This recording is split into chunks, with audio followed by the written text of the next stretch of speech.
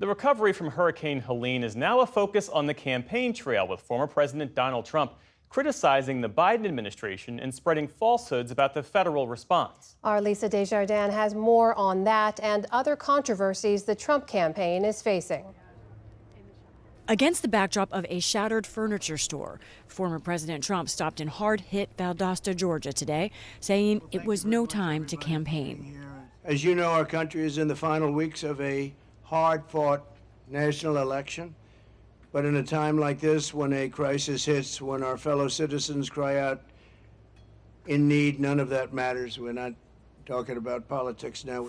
But just an hour earlier, as he arrived in the area, Trump accused the Biden-Harris administration of mishandling Hurricane Helene. They're not being responsive. The federal government is not being responsive, but they're having a very hard time getting the president on the phone. He won't get on, and of course the vice president, she's out someplace campaigning, looking for money. That was not true.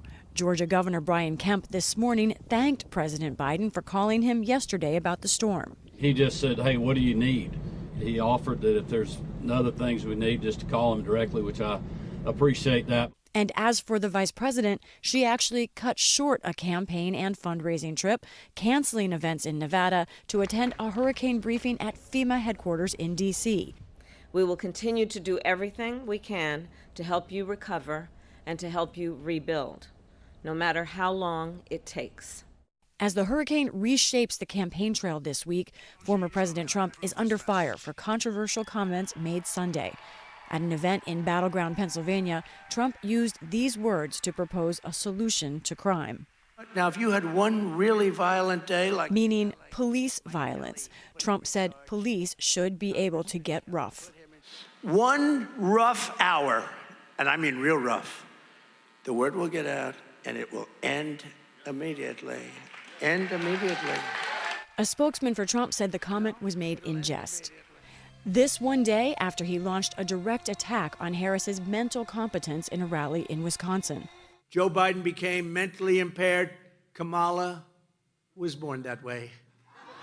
Some of Trump's allies sought to distance themselves from those remarks.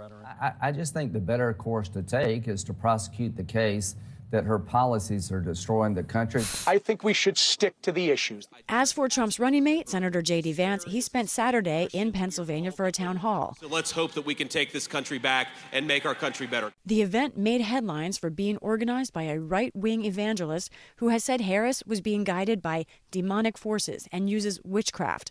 Those ideas didn't come up at the town hall, but it was a chance for Vance to appeal to evangelical voters, a key part of the Trump base.